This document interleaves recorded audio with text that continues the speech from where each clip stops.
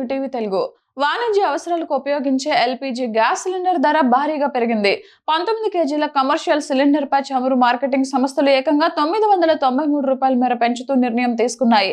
పెరిగిన ఈ ధరలు నేటి నుంచి 2026 అమల్లోకి వచ్చాయి. అయితే గృహ వినియోగదారులకు ఊరట కల్పిస్తూ 14.2 కేజీల డొమెస్టిక్ సిలిండర్ ధరల్లో ఎలాంటి మార్పు చేయలేదు.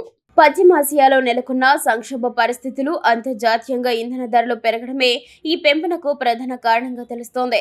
ఈ తాజా పెంపుతో ఢిల్లీలో 19 కేజీల వాణిజ్య సిలిండర్ ధర 3071.50కి చేరింది. భారత్ తన ఎల్పీజీ అవసరాలు సుమారు 60% దిగుమతులపైనే ఆధారపడుతున్న నేపథ్యంలో అంతర్జాతీయ ధరల ప్రభావం అధికంగా ఉంటోంది. ఈ ధరల పెంపుతో హోటళ్లు, రెస్టారెంట్లు, ఇతర వాణిజ్య సంస్థలపై నిర్వహణ భారం మరింత పెరగనుంది. పెరిగిన ఈ భారాన్ని వ్యాపారులు, వినియోగదారులకు బదిలీ చేసే అవకాశం ఉందని, ఫలితంగా బయట ఆహార పదార్థాల ధరలు పెరగొచ్చని విశ్లేషకులు అంచనా వేస్తున్నారు. ఫిబ్రవరి నుంచి వాణిజ్య సిలిండర్ పై ధర పెరగడం ఇది మూడోసారి కావడం గమనార్హం.